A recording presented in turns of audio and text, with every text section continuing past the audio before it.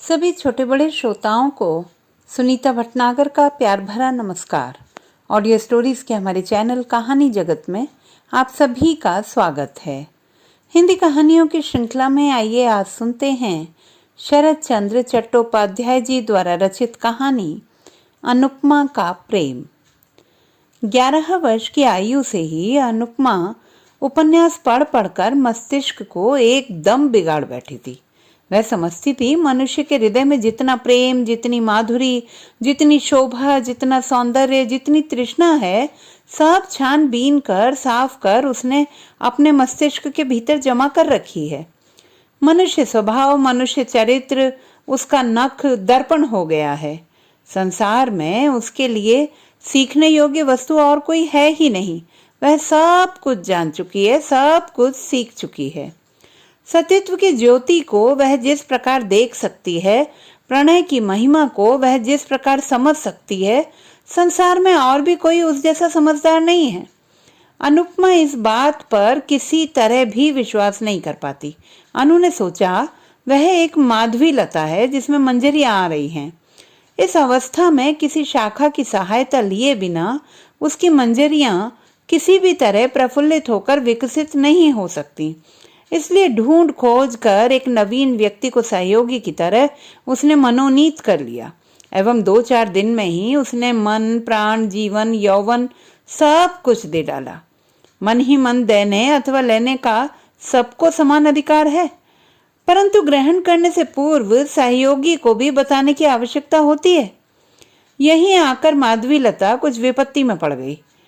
नवीन निरोधकांत को वह किस तरह जताए कि वह उसकी माधवी लता है, विकसित होने के लिए खड़ी हुई है। उसे आश्रय न देने पर इसी समय मंजरियों के पुष्पों के साथ वह पृथ्वी पर लौटती पोड़ती प्राण त्याग देगी। परंतु सहयोगी उसे जान न सका। न जानने पर भी अनुपमा का प्रेम उत्तरोत्तर वृद्धि पाने लगा। अमृत में विष, सुख में दुख, प्रणय में विच्छेद चिर प्रसिद्ध हैं। 2-4 दिन में ही अनुपमा विरह व्यथा से जर्जर शरीर होकर मन ही मन बोली, स्वामी तुम मुझे ग्रहण करो या न करो, बदले में प्यार दो या न दो, मैं तुम्हारी चिरदासी हूँ। प्राण चले जाएं यह स्वीकार है, परंतु तुम्हें किसी भी प्रकार नहीं छोड़ूंगी। इस जन्म में न पा सकूं तो अगले जन्म में अवश्य पाऊंगी। तब देखोगे सती साध्वी की शुद्ध भुजाओं में कितना बल है। अनुपमा बड़े आदमी की लड़की है। घर से संलग्न बगीचा भी है, मनोरम सरोवर भी है, वहां चांद भी उठता है और कमल भी खिलते हैं और कोयल भी गीत गाती है, भौरे भी गुंजारते हैं। यहाँ पर वह घूमती फिरती विरह व्यथा का अनुभव करने लगी। सिर के बाल खोलकर, अलंकार उतार फेंके, शरीर में धूल मलकर प्रेम योगिनी बनकर कभी सरोवर के जल में अपना मुंह देखने लगी तो कभी आंखों से पानी बहाती हुई गुलाब के फूल को चूमने लगी, कभी आंचल बिछाकर वृक्ष के नीचे सोती हुई हाय की हुताशन और दीर्घ निश्वास छोड़ने लगी। भोजन में रुचि नहीं रही, शयन की इच्छा नहीं रही, साज सज्जा से भी बड़ा वैराग्य हो गया। कहानी किस्सों की भांति विरक्ति हो आई। अनुपमा दिन प्रतिदिन सूखने लगी। देख सुनकर अनु की माता को मन ही मन चिंता होने लगी। एक ही तो लड़की है, उसे भी ये क्या हो गया। पूछने पर वह जो कहती उसे कोई भी समझ नहीं पाता। होंठों की बात होंठों पर ही रह जाती। अनु की माता फिर एक दिन जगबंधु बाबू से बोली, अजी एक बार क्या ध्यान से नहीं देखोगे? तुम्हारी एक ही लड़की है, यह जैसे बिना इलाज के मरी जा रही है। जगबंधु बाबू चकित होकर बोले, क्या हुआ उसे? सो कुछ नहीं जानती। डॉक्टर आया था, देख सुनकर बोला बीमारी कुछ नहीं है। तब ऐसी क्यों हुई जा रही है? जगबंधु बाबू विरक्त होते हुए बोले, फिर हम किस तरह जाने? तो मेरी लड़की यूं ही मर जाए? यह तो बड़ी कठिन बात है। ज्वर नहीं, खांसी नहीं, बिना बात के यदि मर जाए तो मैं फिर किस तरह से बचाए रहूंगा? गृहिणी सूखे मुंह से बड़ी बहू के पास लौटकर बोली, बहू मेरी अनु इस तरह से क्यों घूमती रहती है? किस तरह जानू माँ? तुमसे क्या कुछ भी नहीं कहती? कुछ नहीं। गृहिणी प्रायः रो पड़ी। तब क्या होगा? बिना खाए बिना सोए इस तरह सारे दिन बगीचे में कितने दिन घूमती फिरती रहेगी और कितने दिन बचेगी? तुम लोग उसे किसी भी तरह समझाओ, नहीं तो मैं बगीचे के तालाब में किसी दिन डूब मरूंगी। बड़ी बहू कुछ देर सोचकर चिंतित होती हुई बोली, देख सुनकर कहीं विवाह कर दो। गृहस्थी का बोझ पड़ने पर अपने आप सब ठीक हो जाएगा। ठीक बात है, तो आज ही यह बात मैं पति को बताऊंगी। पति यह बात सुनकर थोड़ा हंसते हुए बोले, कल ही काल है, कर दो, ब्याह करके ही देखो, यदि ठीक हो जाए तो। दूसरे दिन घटक आया। अनुपमा बड़े आदमियों की लड़की है, उस पर सुंदरी भी है। वर के लिए चिंता नहीं करनी पड़ी। 1 सप्ताह के भीतर ही घटक महाराज ने वर निश्चित करके जगबंधु बाबू को समाचार दिया। पति ने यह बात पत्नी को बताई। पत्नी ने बड़ी बहू को बताई। क्रमशः अनुपमा ने भी सुनी। 2-1 दिन के बाद एक दिन सब दोपहर के समय मिलकर अनुपमा के विवाह की ही बातें कर रहे थे। इसी समय वह खुले बाल, अस्त व्यस्त वस्त्र किए, एक सूखे गुलाब के फूल को हाथ में लिए चित्र की भांति आ खड़ी हुई। अनु की माता कन्या को देखकर तनिक हंसती हुई बोली, ब्याह हो जाने पर यह सब कहीं अन्यत्र चला जाएगा। 2-1 लड़का लड़की होने पर तो कोई बात ही नहीं। अनुपमा चित्रलिखित की भांति सब बातें सुनने लगी। बहू ने फिर कहा, माँ, नंदानी के विवाह का दिन कब निश्चित हुआ है? दिन अभी कोई निश्चित नहीं हुआ। नंदोई जी क्या पढ़ रहे हैं? इस बार बीए की परीक्षा देंगे। तब तो बहुत अच्छा वर है। इसके बाद थोड़ा हंसकर मजाक करती हुई बोली, परंतु देखने में खूब अच्छा ना हुआ तो हमारी ननद जी को तो पसंद ही नहीं आएगा। क्यों पसंद नहीं आएगा? मेरा जमाई तो देखने में खूब अच्छा है। इस बार अनुपमा ने कुछ गर्दन घुमाई, थोड़ा सा हिलकर पांव के नख से मिट्टी खोदने की भांति लंगड़ाती लंगड़ाती बोली, विवाह मैं नहीं करूंगी। माँ ने अच्छी तरह न सुन पाने के कारण पूछा, क्या है बेटी? बड़ी बहू ने अनुपमा की बात सुन ली थी। खूब जोर से हंसती हुई बोली, ननद जी कहती हैं वे कभी विवाह नहीं करेंगी। विवाह नहीं करेंगी? नहीं, ना करे। अनु की माता मुंह बनाकर कुछ हंसती हुई चली गई। गृहिणी के चले जाने पर बड़ी बहू बोली, तुम विवाह नहीं करोगी? अनुपमा पूर्ववत गंभीर मुंह किए बोली, किसी भी प्रकार नहीं। क्यों? चाहे जिसे हाथ पकड़ा देने का नाम ही विवाह नहीं है। मन का मिलन न होने पर विवाह करना भूल है।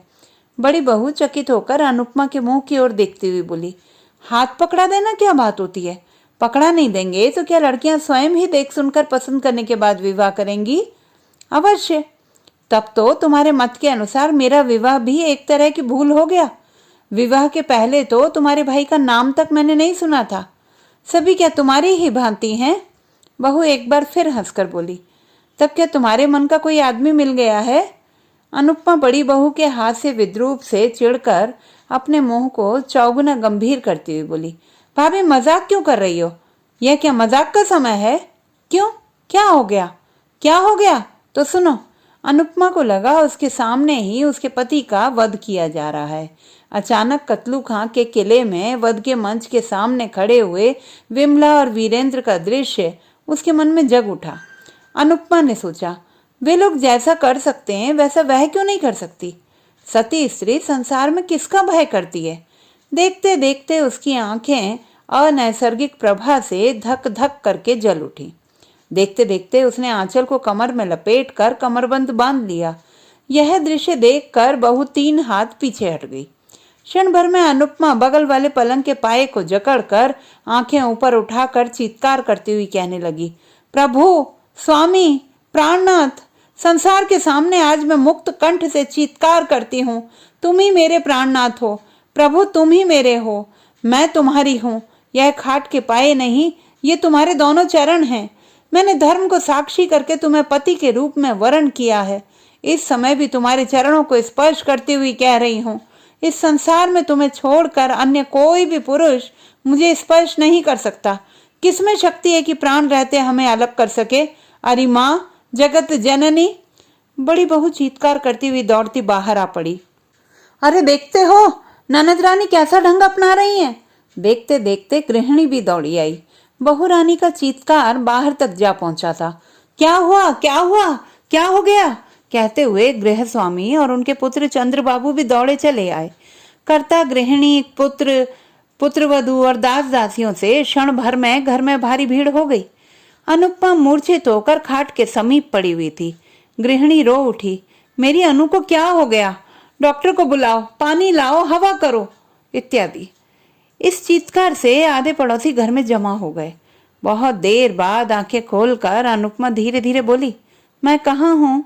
उसकी माँ उसके पास मुंह लाती हुई स्नेहपूर्वक बोली, कैसी हो बेटी? तुम मेरी गोद में लेटी हो।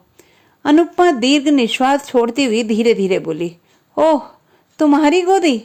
मैं समझ रही थी कहीं अन्यत्र स्वप्न नाट्य में उनके साथ बही जा रही थी। पीड़ा विगलित अश्रु उसके कपोलों पर बहने लगे। माता उन्हें पहुंचती हुई कातर स्वर में बोली, क्यों रो रही हो बेटी? अनुपमा दीर्घ निश्वास छोड़कर चुप रह गई। बड़ी बहू चंद्रबाबू को एक और बुलाकर बोली, सबको जाने को कह दो, ननद रानी ठीक हो गई हैं। क्रमशः सब लोग चले गए। रात को बहू अनुपमा के पास बैठकर बोली, ननद रानी, किसके साथ विवाह होने पर तुम सुखी होगी?